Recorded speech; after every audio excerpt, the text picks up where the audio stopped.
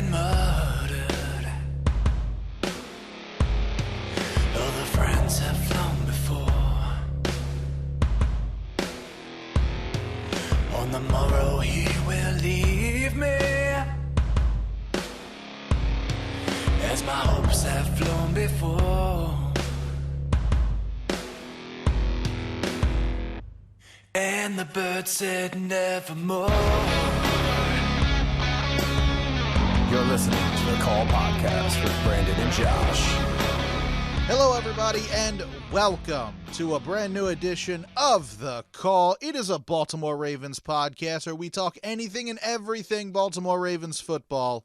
Thank you all for listening to us on Apple Podcasts, Stitcher, TuneIn, Player.fm, Overcast, Google Podcasts, Spotify, Facebook, and YouTube.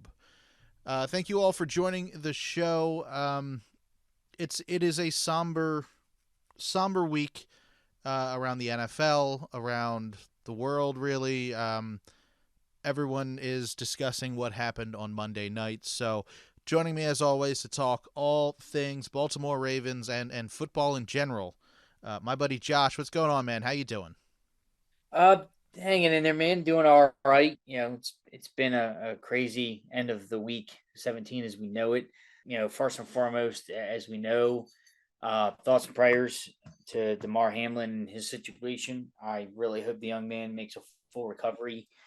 I mean, I'm having goosebumps now just thinking about talking about it. Never seen anything like this. I mean, we've witnessed some horrific situations before in sports, but you know, this is up there too. And you know, I certainly want to hear your reaction. I couldn't wait to talk to you about it. I was looking forward to, you know, discussing this situation with you because obviously I want to know your thoughts. I really haven't talked to you much since it happened, which is on purpose, right? I kind of wanted to save it for our show and really be raw and genuine and really find out. But yeah, you know, for my first and foremost, our thoughts and prayers to the Hamlin family.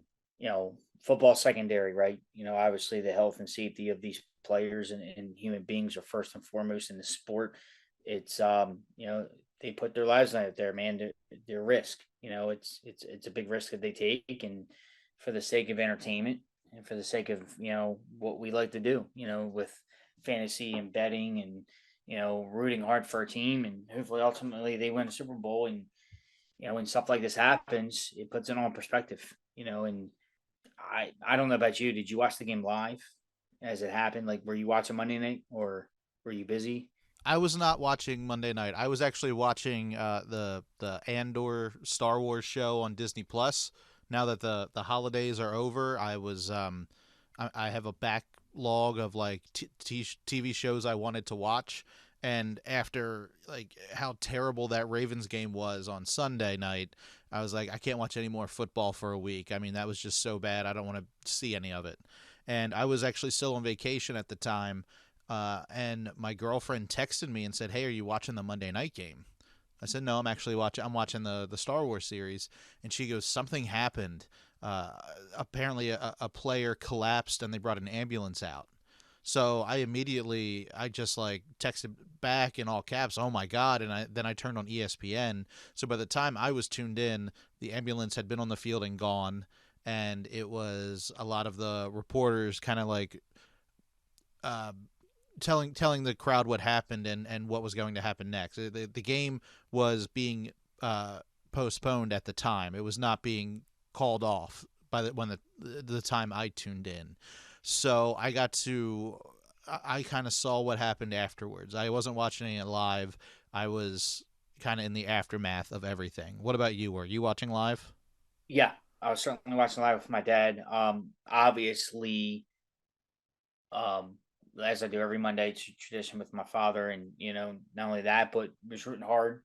Obviously, it was fantasy championship week or the last week in fantasy, and we had some players involved, and you know, we were doing just our normal routine, you know, getting together as we do as football fans and watching a good Monday night football game was supposed to be a good one, right? And you know, the tragedy struck, and yeah, I watched it live, and you know, when it first happened, you know, it was crazy because I was like, my initial reaction was that was such like a routine play. Like Right. it was like a normal tackle. Yeah, normal tackles can still be, you know, I wouldn't use. I almost wouldn't use the word violent for lack of better words. It's not really violent. I would say, yeah, normal tackles can really. He put it this way: you can still get hurt on a normal tackle, no matter what. I mean, we've seen it before, but not to this magnitude. And I was a little scared and concerned, and immediately I thought it was more severe than the concussion. Because look, we've dealt with the Tua Tagovailoa mess this year, and with the concussions, and then we've seen with the Ravens Steelers game before, both quarterbacks being knocked out with concussions. It's a big issue in the NFL this day and age, right? It's a hot topic, especially this year with the Dolphins, with Tua being out again. And when he made the tackle, he got up. When I saw him like fall backwards, I was like, first knee jerk reaction, concussion. But I was like, no, I'm not a doctor, not in the medical field, but I'm like, that ain't no concussion. It's something more serious. Like the dude just like literally fell backwards. And I'm like, yeah, I was very, very concerned, very scared, didn't know what to think.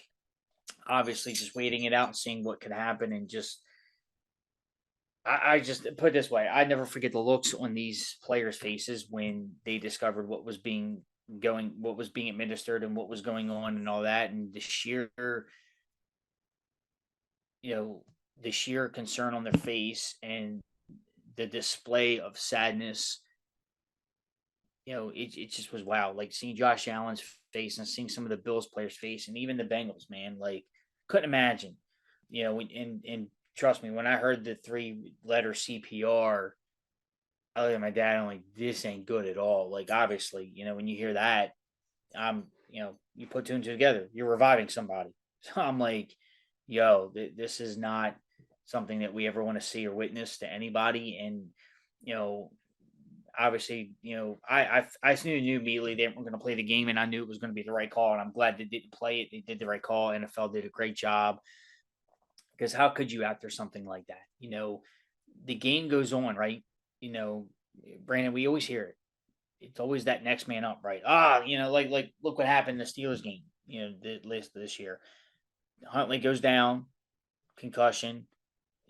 Brown comes in and leads the team to victory and finishes the game.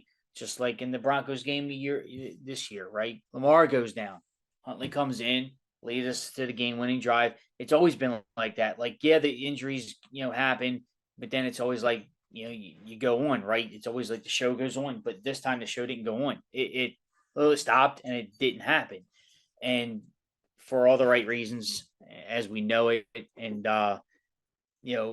if everybody's following it, we can certainly provide the update, but it almost needs not to be said because the updates are all out there. I know everybody probably is on top of it, but, certainly want to get it out there that, he was on oxygen, not breathing on his own in the hospital. He rushed right to the hospital. Apparently the update is he is breathing somewhat on his own. I heard it went from 100 to 50% is what we're told in the reports. He's still in ICU, listed in critical but stable condition. His vitals are apparently normal, but we certainly wish this young man a full and speedy recovery out of this horrific situation. And really just our hearts pour out to Buffalo's community, Hamlin's family, even Cincinnati's community. I mean, T. Higgins was involved in the play. You have to feel for that young man. It wasn't his fault. It wasn't anybody's fault.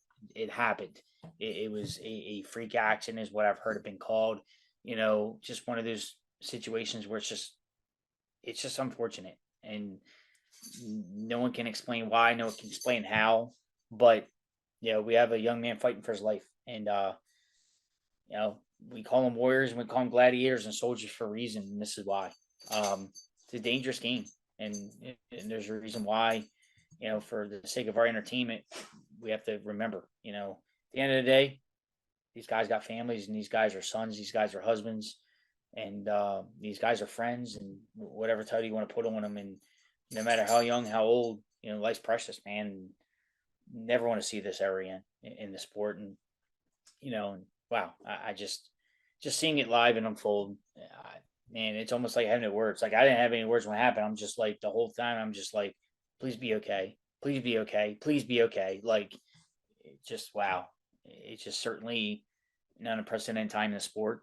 And obviously, there's going to be a lot of aftermath about it at this point, I pray dearly for a full 100% recovery, and certainly hope that Damar is going to make it and certainly be okay. And I believe it in my heart, and I'm certainly praying. Yeah, I think you and I both are praying very hard, and we're joining the rest of the world in praying for a full recovery for Damar. It is a freak accident. It's absolutely tragic. It is really hard to fathom something like that, because like that hit happened and he stood up and then he just kind of collapsed. Like I'm not positive, but it's almost like I think he helped up the player he hit as well. Like uh, it just happened so quick, and they're saying that because of like the force against his chest made his heart kind of skip a beat or stop for a second. That's terrifying. That could happen to any football player ever on the field. It really could. That's the part of the game. It could happen to any athlete. I can't remember the player off the top of my head, but there was a player on the NHL who just got done a shift and he sat down on the bench and just collapsed mid-game. These guys are put under a ton of pressure, like you said, for our entertainment, to be fit, to be healthy, to be 100% out there on the field. And they do give it their all, but we don't want them to give it their all. We don't want this to happen again like this. You know, as I was going through Twitter after this happened, it took about an hour for the NFL to call the game off. And there was so much outrage on social media about why it took so long.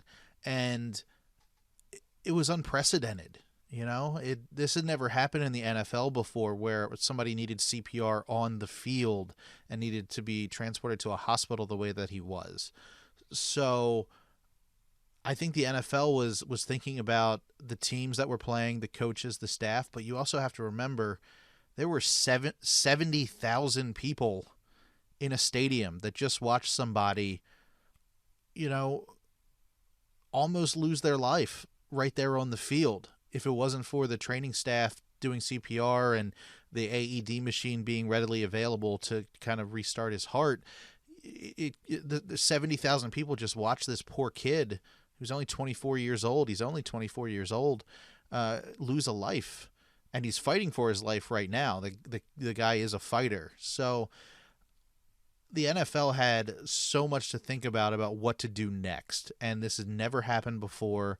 And I think that it took them an hour because they were figuring out what to do and what the state of Damar was. I go back to the late 90s. You know, you and I are both avid wrestling fans. Owen Hart was doing his stunt and he fell from the rafters of an arena and hit the ring and died, passed away. But Vince McMahon's like old line of thinking, the show must go on. 5 minutes later, after this tragedy happens, there's a match going on in that ring, and Jeff Jarrett was the next guy out there, and he says he goes to the corner of the ring where Owen fell, and the 2x4 board underneath the mat, he could feel it was broken. That's how hard Owen had hit. And Owen's wife said that show never should have happened because there should have been an investigation on how that rigging faltered and how he fell and why he fell and that kind of stuff. But back in the 90s, that show went on. You know, Vince's line of thinking was that we have a paying crowd, there's pay-per-view, we need to entertain this crowd, we need to do this, we need to do that. I think luckily right now that line of thinking has changed and the NFL stopped the game.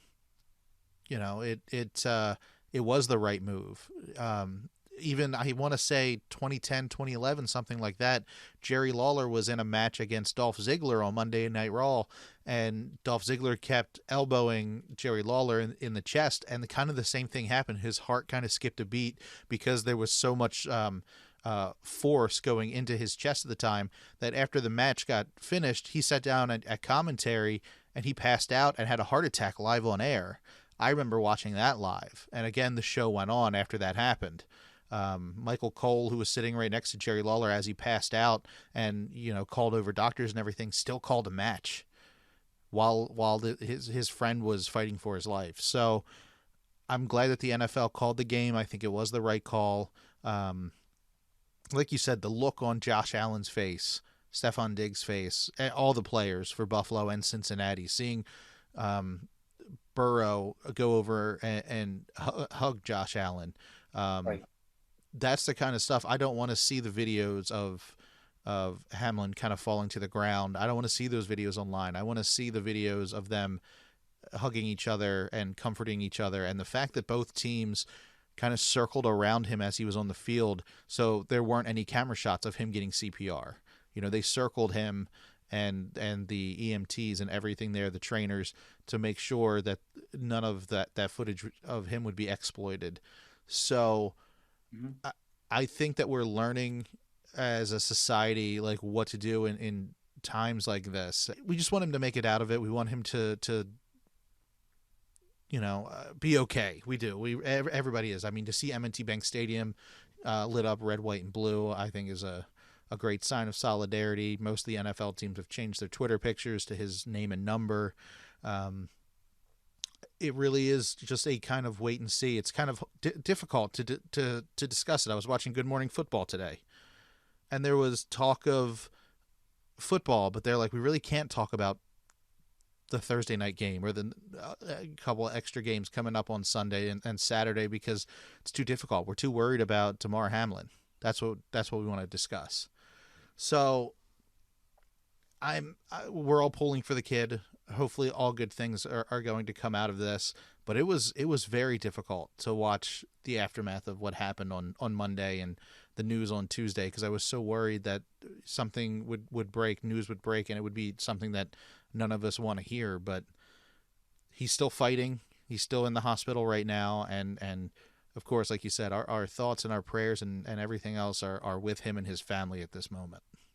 Absolutely, first and foremost. And I've been feverishly in the midst of my daily workday, checking socials, checking, tuning into some the television programs to get any updates as we can, because at this point it's almost like it's almost like it's part of the family, right? Like you're like feverishly looking for updates because you're worried and everybody wants to know. And like you say, it's an interesting discussion because this is uncharted territory for the NFL as well, for the sports world, because we haven't really experienced anything like this tragedy. And, you know, but I feel like in the NFL, but I feel like we sort of have, like you brought up numerous instances, right? Like in WWE and in wrestling entertainment. Apparently, Keyshawn Johnson brought up there was a Jets Lions game that there was another player years ago that had a certain situation happening. He had to be administered CPR as well, but that game went on. We're not going to sit here and debate whether what one game didn't happen, it went on, and if the WWE show went on and didn't happen, and whether the Monday Night Football shutdown was the right thing or the wrong thing. We're not going to sit here and go into a debate on right or wrong. Decisions are made. We can agree or disagree. There's probably a pocket of people out there that disagree with, you had to play the Monday night game, I'm sure. And then they're going to probably get lit up for it. People are going to have their opinions. But immediately when this came to mind was, because everybody's talking about, like, you can't play games next weekend. Why can't you? Remember, I don't know if you recall, but I was watching the race live when it happened as well. Darren Hart crashed in the Daytona 500 and died, unfortunately. God rest his soul. Legend of the sport. Not to discount any lesser names of any other sports that tragedies happen to, but Dale Earnhardt is a legend of NASCAR. You might not be a fan of NASCAR, but everybody knows who Dale Earnhardt was. He died, but the show went on and they raced the following week. That was NASCAR's decision. I brought it up to some people and everybody's like, well, NASCAR is wrong. I'm not getting a debate on all the way 20 plus years ago if NASCAR was right or wrong. That's what they did. They didn't stop racing because of that tragedy. They still race the Daytona 500 to this day. They didn't stop racing that race. They still race races, but they made changes and made that car safer. Obviously, it's different racing versus football, but that's the key. everybody's like, they can't play games, and I get it, right? I don't know, whether they do or not. That's the NFL's decision. I'm on the side that I feel like the show has to go in and they have to play games. Yeah, they can move the week because they have that buffer, and the NFL has moved games before. I believe that not only the NFL, but I feel like MLB did the same thing when the 9/11 attacks happened years ago. They kind of moved things around. I think sports kind of stood still for a week. Yeah, they can move games, but I don't think you don't play games in lieu of what happened. I feel like you don't. I think you move games and things happen because of the ramifications of the Monday night game that was not played. Because that's another side of the beast. Is yeah, the health and safety of this young man is first and foremost, but then there's another side of the equation that has to be discussed. Is like because the weight of that outcome of that game had so much riding on it and such ripple effects. It's like, what do you do? There's a lot of discussions the NFL are having right now. Is like, is it a no contest? Do they play week 18 and then have like a whole week 19 by itself with just this game? There's a lot on the table, and we really don't know. And not only that, but then there's other things involved. Like me as a fantasy manager had to navigate, like, what do you do with players? Because now a game's postponed and suspended and not being played this week. There's a lot of first for us. And, but again, I immediately went to that NASCAR situation, was just like, that was horrific in itself, but they decided to race, and the racers involved raced the following race. And that's what they did. I feel like no matter what's decided, Brandon, people are going to be unhappy about it. Sure. Of course, you're going to have that. You're going to have the naysayers go to their keyboards and put their opinions out there that the NFL should have done this or they shouldn't have did that. I think you mentioned it before. The NFL has never navigated something like this, nor do they have the contingency plan for it. So it's like, what do you do?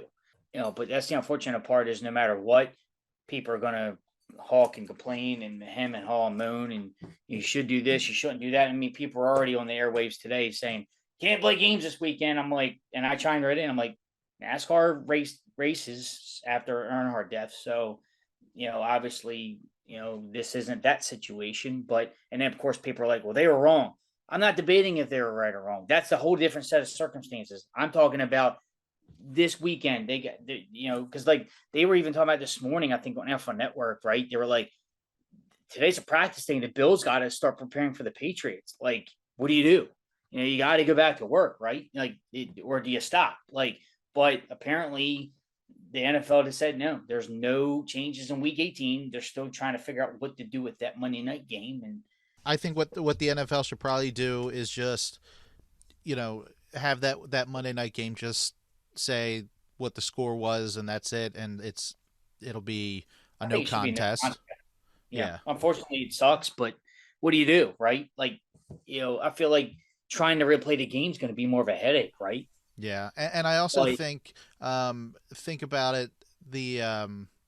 I think Good Morning Football brought it up, but I think the NFL does have like counselors or something like that in this week to kind of talk to players if they want to talk. They don't have to, but if someone, I mean, it's terrifying. You think about it. This guy was just going to work. He was doing his normal job, something that he trains to do. He's in great shape, and something like this happens. If you're playing the same position that this kid was, and you're going to work, and you could easily be thinking today, that could have been me. And, it could have. It really could. It could have happened to anyone in any sport. So I think that the NFL having counselors there to kind of talk these guys through it is also the right step as well. I think playing games this weekend does make sense, but also being a little cautious with the players, because I mean, this is scary. This literally is life and death.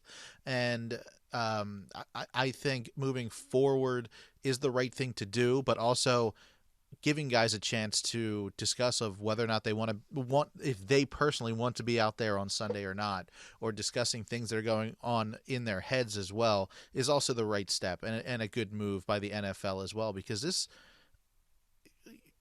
like you said, and I heard it on I think on ESPN as well, like these guys are warriors, they're gladiators, they put everything out there on the field, but they don't want to give everything, and they shouldn't want to give everything, because they've got personal lives and they've got parents and kids and significant others and stuff like that. So I think moving forward and the way they're doing it cautiously is the right way to go.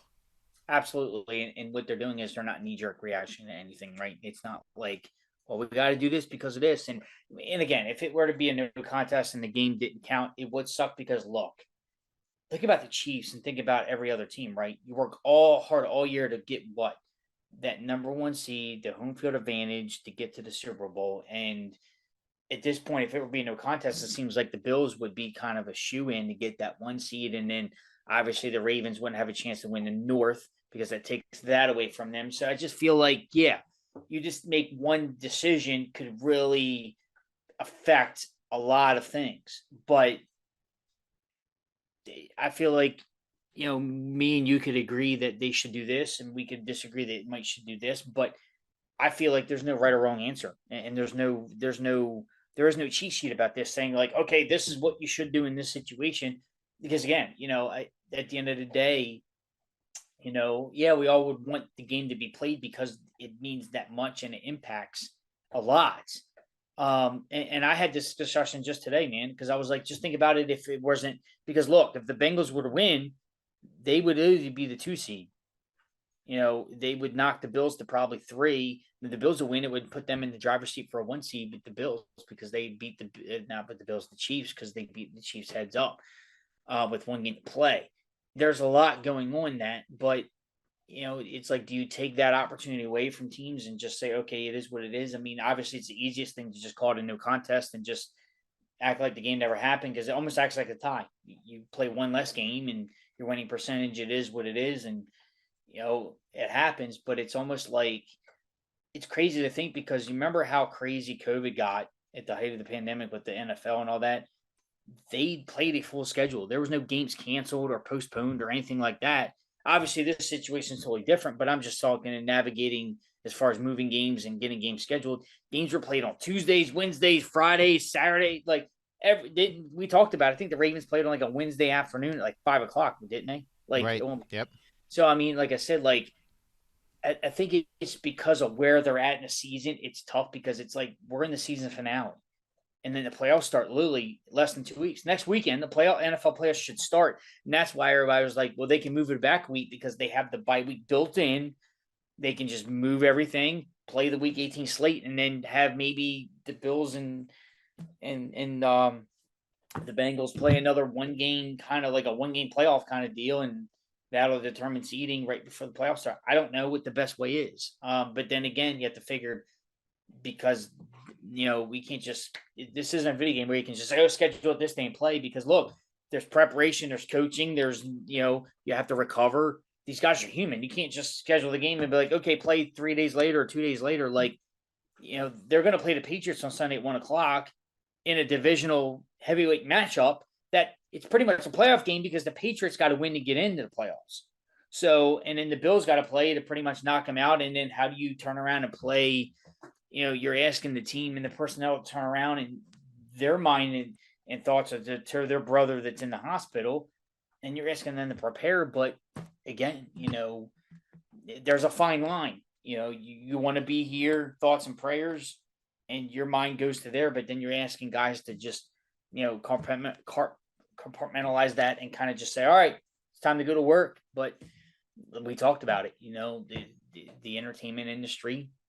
They certainly make decisions and, we'll see what the NFL does in the coming hours and the coming days with that situation and what they deem is fair and necessary. And that's going to be the final answer and people are going to have to live with it. The players and everybody involved.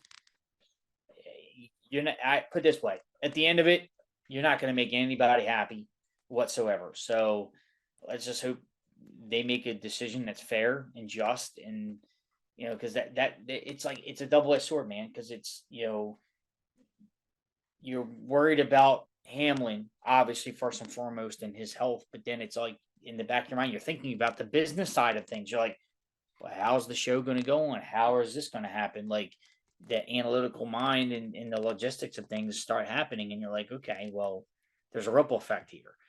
I mean, there's folks going off deep end like, okay, we'll never play football again or cancel all the games. I'm like, you're not going to just not play everything and cancel playoffs, not play Super Bowl.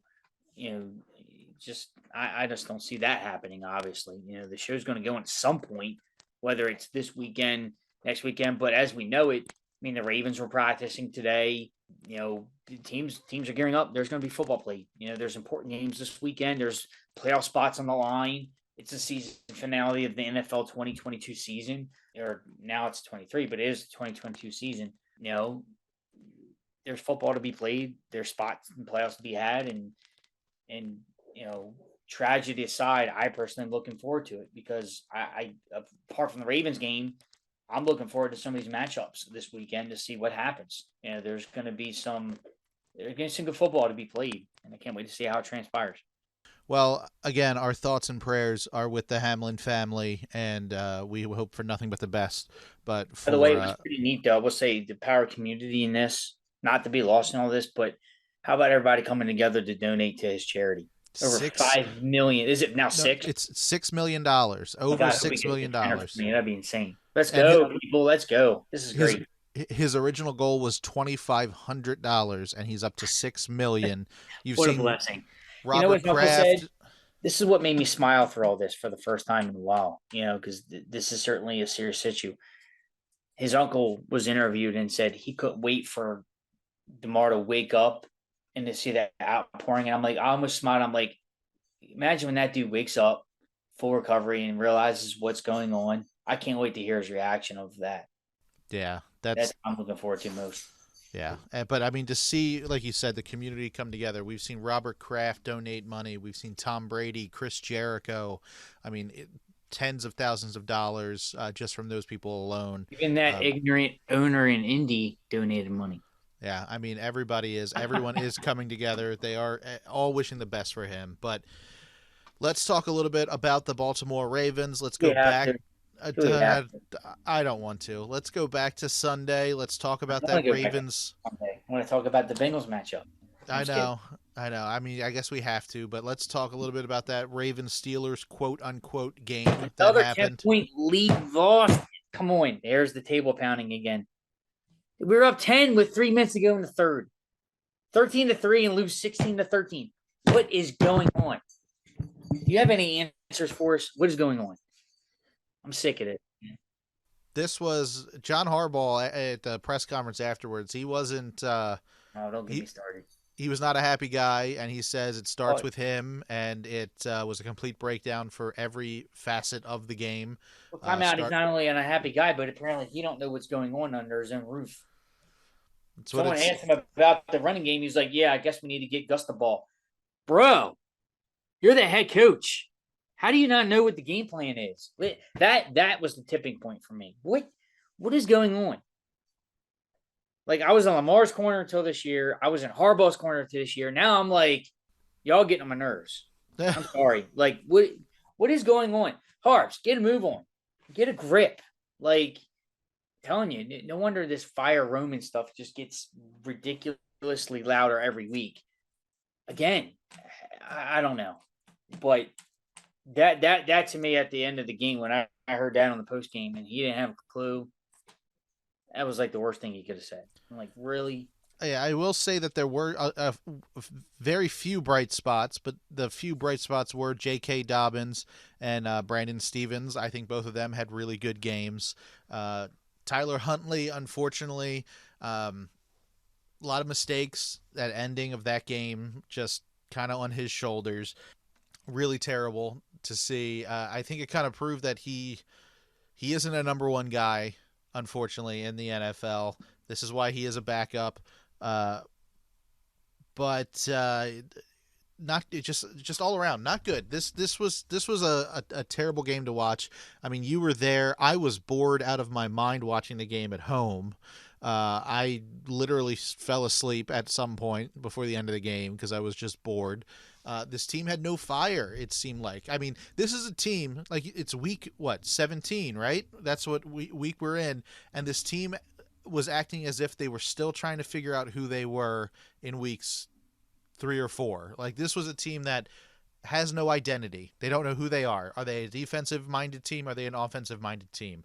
What are they? this team doesn't even know, and it's very evident that this team, yes, a playoff team, will be one and done because this is not a team that can win much in January. They aren't, and that goes by my statement. That's why I was kind of like, well, I hate to say it out loud and be a realist, but that's why I was like on the side of like, well, I would want a home playoff game to save some money on playoff tickets because, look, Lamar's already not practicing. I kind of said, told you so, or we told you so, because it seems like we're on one accord on that. And it's the same old insanity crap. Like they're just putting it out there. Like, it's the same old broken record in the post game, and it's the same old this. And I thought the team had some good momentum and some good chemistry coming out of that Christmas Eve game. They put it together. It was a gritty win in the cold. They're coming home. The game got flexed to prime time. It's mild. It's Steelers, Ravens. To put them on a losing record, you put them out of their misery, out of the playoff picture, and it just, it just wasn't meant to be. And not only that, but hey, you were right. Ravens did not run on the Steelers this past weekend. I told you. You did say you told me. Well, I told listen you. to you. I guess that means I got to eat ranch on my wings, right? That's right. No, not happening. Max don't like it either because he just growled as soon as I said that. He don't like that ranch. The atmosphere was great. I've been there all year.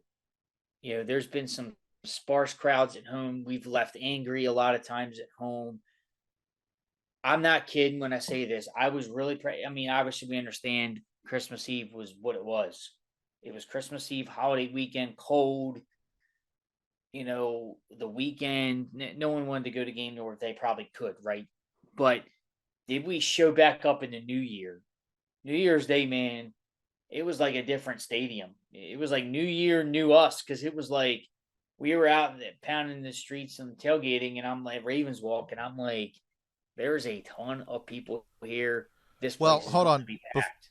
Before you say that, I'll say as I was watching, yes, it may have been packed, but there was a very loud Steelers fan group at that stadium. Like I was getting a little worried. I'm like, wait a minute, is this Baltimore? Is this a home game for Baltimore? Because whenever the Ravens did something poorly and the Ravens or the Steelers did something great, that crowd cheered, and it was very audible on TV. I heard that too. And I was there live. I heard it, but I would say from the vantage point that I had, it didn't seem like there was. Yeah, they made noise, but to me, it didn't seem like there was a lot of fans in the stands as far as the Steelers were concerned. They were all lower level their side, but I felt like I seen more. I felt like I seen more other opposing fans at other games this year for what it is. Yeah, you're not going to keep the riffraff out. Obviously, there's going to be some enemies in the ranks as far as other fans, but there were some towels being twirled, but for the most part, I feel like you heard them in the second half because look, the Ravens had a 10-3 lead at halftime. Could have came out gangbusters. They had a 13-3 in the third quarter. Didn't put them away. Double-digit lead. 1 quarter to go plus change. Didn't happen. And obviously, we got quieter and they got louder as the fourth quarter went on. And but I will say this, and I've heard this echoed on other people's sentiments as well on their socials. This was and where I was going with this. This was by far the best atmosphere at M&T Bank Stadium all year, apart from the season opener. Actually, was better than the season opener. I felt like it just was awesome. We were loud. It took me 2 full days to get my voice back. Almost didn't get back till like Tuesday afternoon. That's how bad it was. It was full throat. There was one point, I think it was in that third to fourth quarter range where the Ravens, they had these stands and they were trying to get them to get stopped. And, it was loud, like loud. And I'm like, this is what it's about. So I certainly want to commend the flock for showing up. Yeah, there were enemies in the ranks as we know it, but it was mostly flock members there, man. Dude, I'm proud of the contingent for showing up. I seen a lot of folks. It was third down. Everybody standing up in unison. We were getting rowdy. We were getting into it. So that was the one bright spot for me for the night is the crowd showed out for what probably is the season finale at M&T Bank Stadium, because it doesn't look like, depending on what happens with the ripple effects as we talked earlier, Ravens might have a shot to make the AFC North crown, because obviously it all hinged on that Monday night game as well, with what the Ravens' chances were on that. If the Bills game and the Bengals game would have played out, Bills would have won and beat the Bengals, the Ravens, and Bengals would have been playing for the AFC North title this Sunday. Not sure if that's going to be the case. It might just be handed to them. We'll see. But, someone tried to point this out in retrospect when the Steelers ultimately beat us at the end of the game. Someone's like, well, it has less of a sting because we're in the playoffs. And I'm like, dude, we just lost to the Steelers. Are you insane? Like, get it, we're in the playoffs, right? But we just lost to the Steelers, man. Like, that hurts. I hate losing to those guys. Hate it. But yeah, I get it. We're in the playoffs, but you want to beat them, and you don't want to go in the playoffs with a loss on that. And look, they split. We won in each other's houses. We got it. We get it. But I look at it this way. The Ravens did everything wrong in this game that they did everything right in the previous matchup. They ran the ball against Steelers in the previous matchup. They had a 10-point lead there, and it didn't relinquish it. They had a 10-point lead this one and lost it. Turn the ball over. Huntley did once. We didn't force any turnovers, and we got to Kenny Pickett and or Trubisky at that point. I only remember one sack on Pickett the whole night, if I remember. And it was one of probably the easiest ones where Pickett fell down and Jason Pierre-Paul just kind of touched him. I don't remember anywhere else where I've seen some quarterback hits and pressures, but the Ravens weren't playing Raven football as they did in Pittsburgh.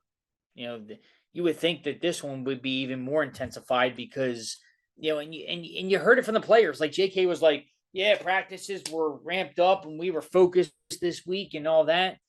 Well, maybe the Ravens should have taken a blueprint out of Tomlin, because I don't know if you know this, but it was news to me. The NFL has some limited padded practices through the year. Apparently, the Steelers saved their last padded practice for the Friday before the Ravens-Steelers bout. Coincidence? I think not. Yeah, very interesting. They were ready. We weren't. They were more prepared. They made the plays, and, dude, we couldn't stop the run. The Ravens were in 3rd and long the whole game, and the Steelers were 3rd and short. It's very easy when it's 3rd and 1 and Pickett can rush it for a first down, or they hand it to their fullback first down, or Najee runs it for 6-7 yards on first down, and they have 2nd and short. It sets up a lot for the playbook. But when it mattered, Steelers drove right down the field, scored the touchdown. But look, you had to feel good with it was apparently questionable penalties, what some are calling it, at the end of the first half. But again, clock management at the end of the first half is ridiculous. The Ravens, again, have 3 full timeouts, and they're going down the field wasting time. I'm like, what are you guys doing?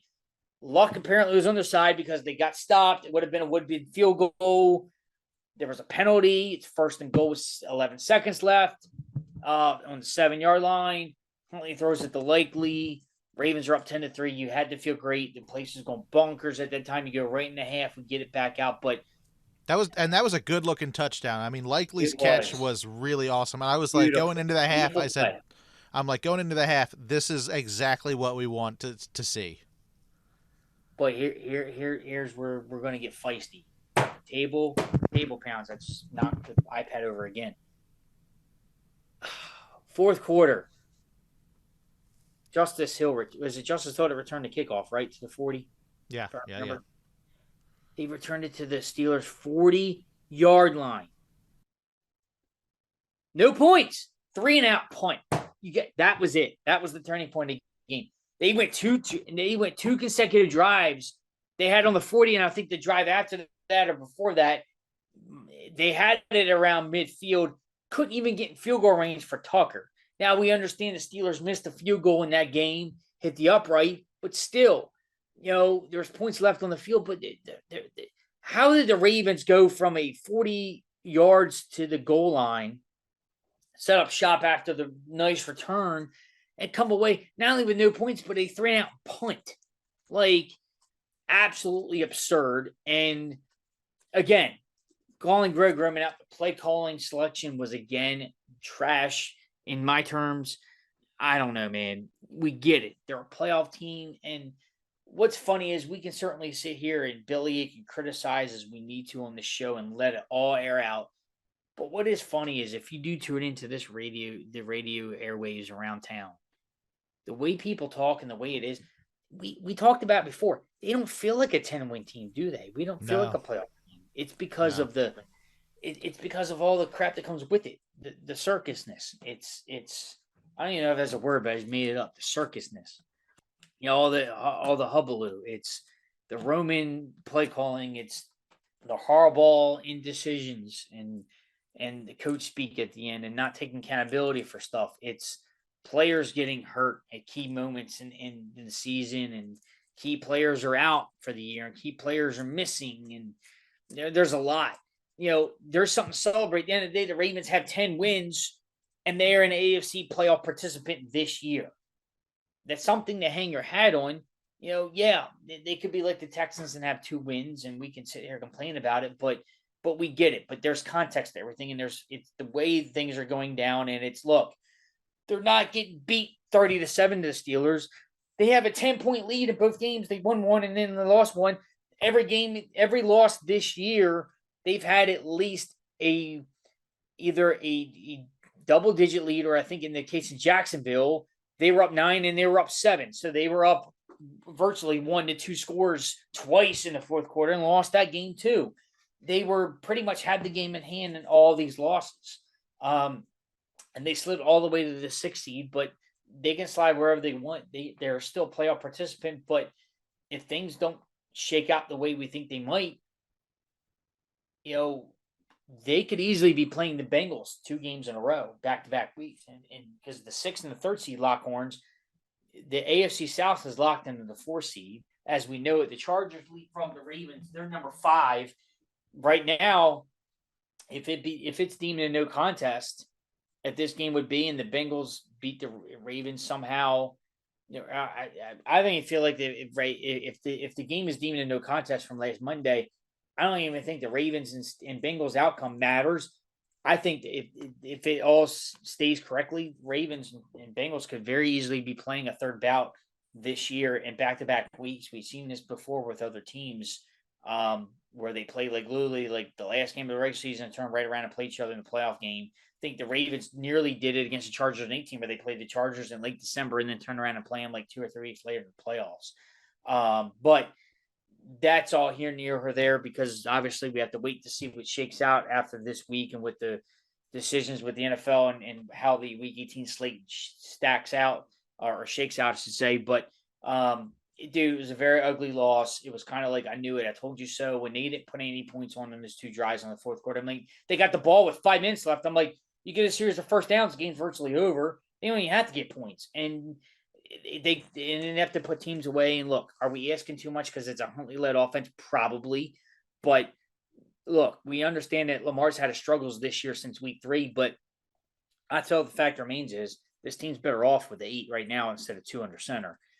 Just given that personnel right now, because the Ravens, the defense has come alive. They're holding folks to mid-teens in points, but the Ravens can't score any. I mean, I think the Ravens are at least a touchdown difference with 8 under center. I get the offense hasn't been subpar, but I don't know, man. I think 8's got to come back, but he's not practicing, and we told you so. Well, all right, so I do want to ask you this. Let's lead into this game against Cincinnati for the last week. You said it's potentially going to be a back-to-back. I mean, we don't know because of everything that happened on Monday of what it's going to be and what's going to happen on Sunday, who's going to win that game. But let me ask you, if you were the head coach, if you were John Harbaugh this week, would you be resting any of these starters because you might see this team again in the playoffs in a week or 2? You know what? That's an interesting take. No, I don't think so. No. How come? Why? You know what? You actually got me stumped because, I mean, do you really want to get strategic in that realm? You know, I don't think it matters just because given the Ravens' way of doing things and the personnel that they might roll out there, I just don't think that, you know, I don't think any outcome of the game is going to matter. And if they end up playing the Bengals back-to-back weeks, I don't think that they're going to change anything as far as game plan is concerned in this game. I don't think anything were to change. as far as the approach. I just think no, I don't think so at all. It Let's already say, seems like Lamar Jackson will not be playing on Sunday. He missed now an entire month of but, practice. but keep in mind we called this out weeks ago, right? That's what I'm saying. I don't think anything changes. Like they're Yeah. gonna do what they're gonna do, and in the Ravens' case, they kind of just implement their game plan. They don't change much, right? They roll out who they roll out. They do what they do, and they just expect it to work. And that's, I think, what fans are fed up with. And I think whatever the blueprint they roll out there on Sunday, if they end up playing the Bengals the week after, they're not.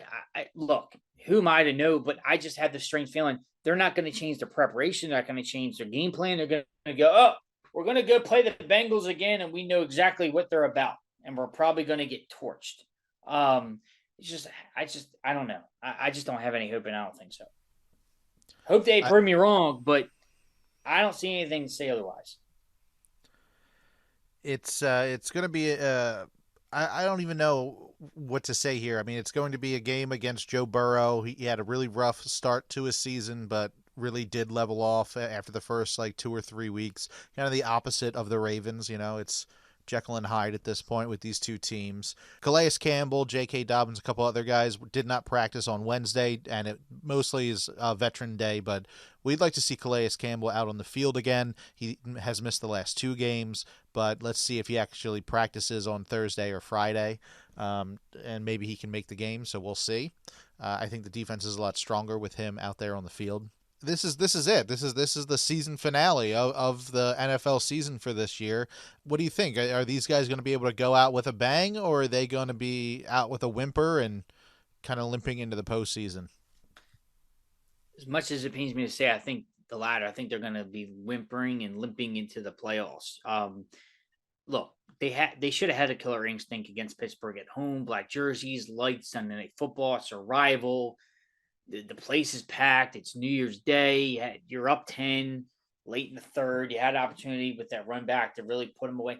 The Ravens lack a killer instinct, and you have to have that in the playoffs. And I haven't seen anything lately. I can't even tell you the last time I've seen the killer instinct was probably in the midst of that 4-game winning streak in mid of the year. I don't think it was a killer instinct in Christmas Eve. I think it was just a battle of two teams there, and the Ravens just didn't have to win. I mean, it was an 8-point win. They didn't. It wasn't awesome. You had to come from behind against the Broncos, which was a trash game in itself. You put up 13 points against the Panthers, all coming off a bye week when you just trounced the New Orleans Saints on Monday Night Football. They haven't really played a complete game probably since maybe the New Orleans game, maybe all the way week 3 against the Patriots.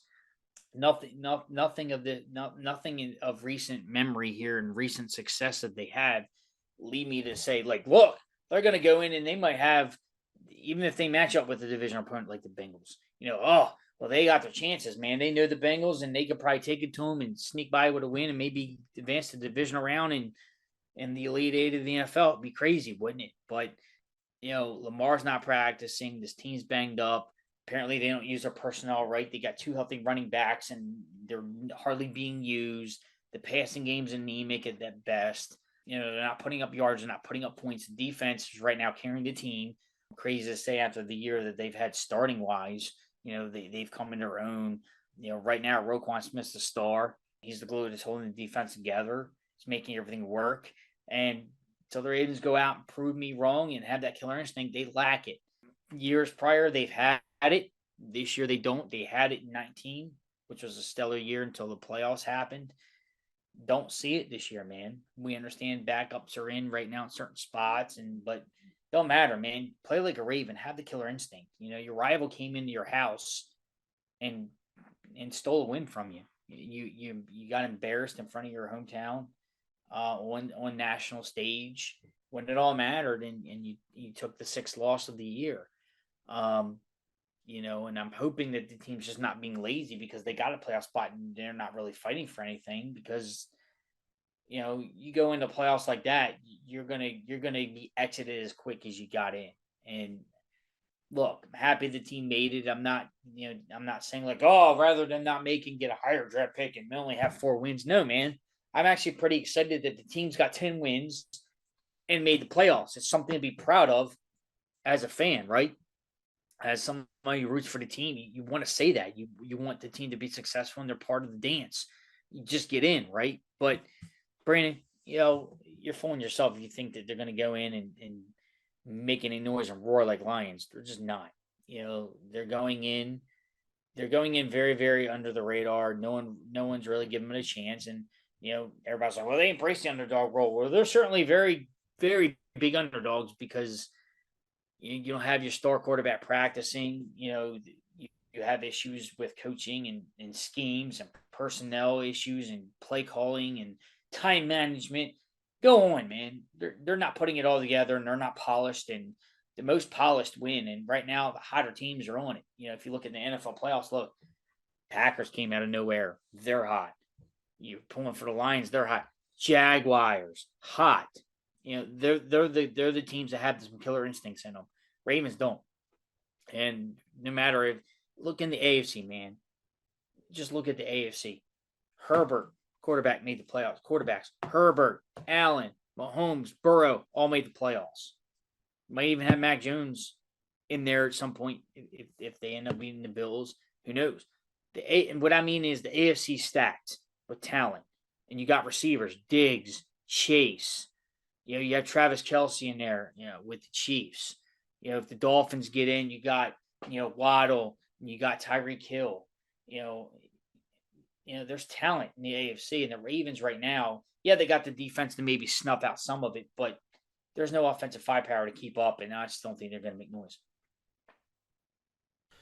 I just hope that this game they can be a little bit competitive. Hopefully, it's a good turnout in Cincinnati after everything that the city has seen in the last week or so. But I hope that the Ravens can potentially for this last game fine-tune some things. But judging from what we saw against Pittsburgh, this team isn't ready for the playoffs, and they should be way further along than they are right now. But we still, every year we talk about it, this team is also riddled with injuries. You think about it, Michael Pierce, he got hurt in September. He's not a part of this defense. Morgan Moses right now, he got hurt in the last game. Lamar, of course, isn't there. Calais Campbell, Mark Andrews, it seems like he's not at 100%. He's getting better. This definitely was his best showing against Pittsburgh this past week.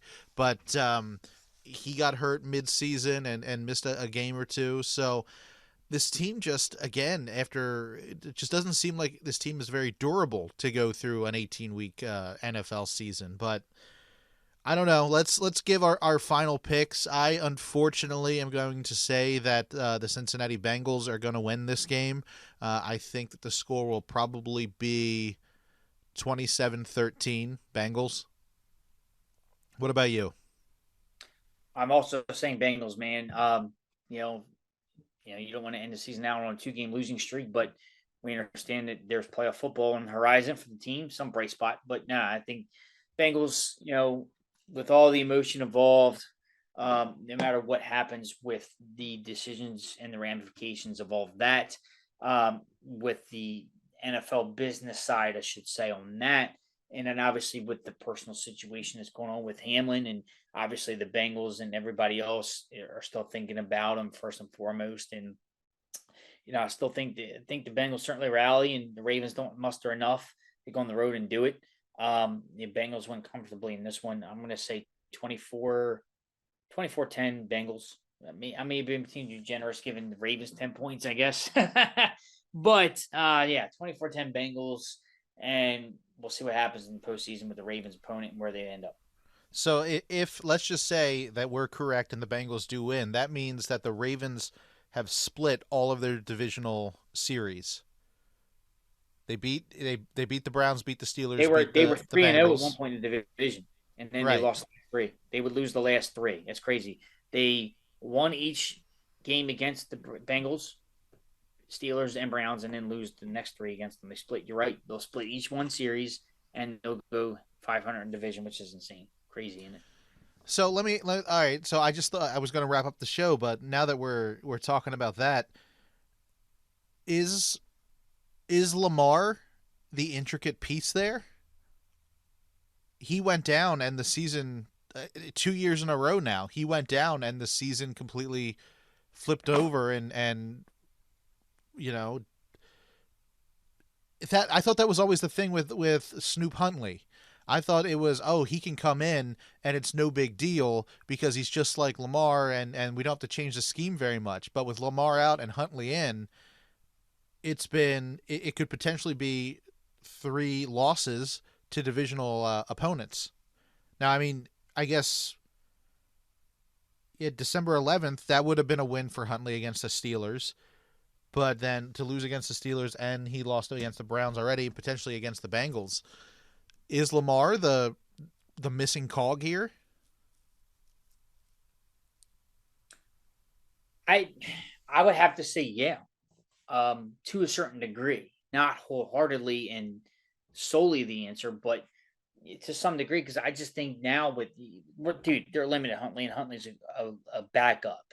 The offense isn't going nowhere with that. I mean, yeah, the offense wasn't really doing much with 8, but they have a way better shot. So yeah, that's why I think earlier I mentioned that I think with Lamar in there, yeah, they get probably a touchdown differential points. Maybe they get 7 to 10 points more on offense. And it was just put out today. It's no secret. The Ravens with Lamar this year are averaging 28 points per game. Without him, it's in the teens. I think it was like 12, 13, 15, something like that. So they're definitely a touchdown or more difference with Lamar out as far as points per game score. So yeah, I mean, the offense is going to be, with the ability to score, that chances go up. With the efficiency in that, because you still have the one Greg Roman calling plays, and Lamar hasn't been playing well since week 3, there's that other factor, and then he's coming off the injury. So how fresh and good is he going to be? Who knows, even if he even plays again this year. A lot of folks are saying he's just resting out for the postseason. We'll see. But, I mean, postseason is a week away pretty much. They go to battle on Sunday, and they line up next week and play playoff football. They're a wildcard team. There's no buys, and they are where they are. So if Lamar in practice this week, he better. It's just like what makes you believe he's going to be ready for a playoff run in a week? Don't see it happening. That's why I'm like, look, reserve judgment. We'll see, but yeah, the Ravens' offensive chances as far as scoring is concerned get way better with Lamar in. Obviously, the numbers don't lie on that. All right, Josh, have we covered everything for this episode of The Call? Yeah, man. I think we got it. We got it covered here. A lot to talk about on this show. It was a good one, but yeah, man, we're at the end of it. Quote the Raven, never mow. All right, guys, if you'd like to continue the conversation with Josh or I, you can. It's real easy. Go over to our Discord, discord.gg/thecallpodcast. Like us over there. Join our server. Be a part of the game day chat, the tailgate chat. Anytime you want to talk Ravens, let us know over on Discord. Now, we do this show for free. You listen, stream, and download for free on Apple Podcasts, Stitcher, TuneIn, Player.fm, Overcast, Google Podcasts, Spotify, Facebook, and YouTube. All we ask in return is for you to please spread the word about the show. Write us an Apple Podcast review, rate us over on Spotify, and then let people know on Facebook and Twitter and Tumblr and Pinterest and Instagram and Reddit and Snapchat and Twitch and TikTok and Discord and Hive, anywhere you're social on the web or with your phone. Say, I'm a Baltimore Ravens fan. I listen to The Call, and you should too. So that is pretty much it for the show this week. Josh, it's the last one. Season finale. This is it. It's Ravens. It's Bengals. Man, bittersweet. I know. Another regular season under our belt. It flew by. So that is it for the show this week. Josh, take us out the way you always do. Been a long year. It's been a crazy year. Been another fun year at the Raven Circus, hasn't it? So, Brandon, it's always been being co-pilot with you.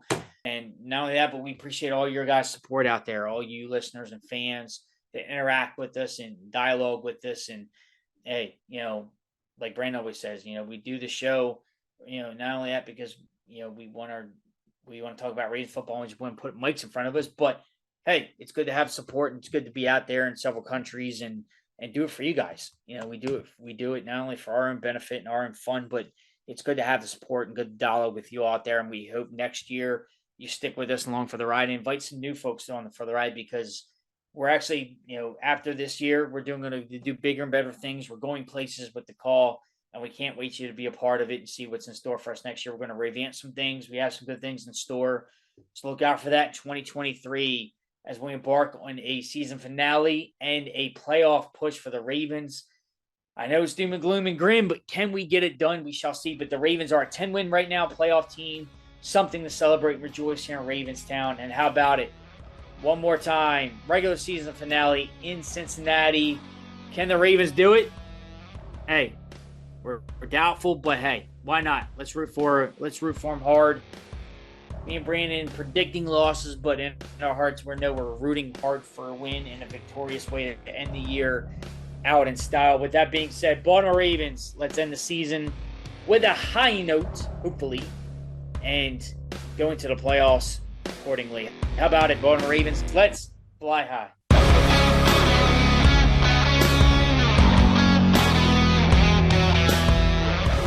This has been a production of Brando Cash Entertainment.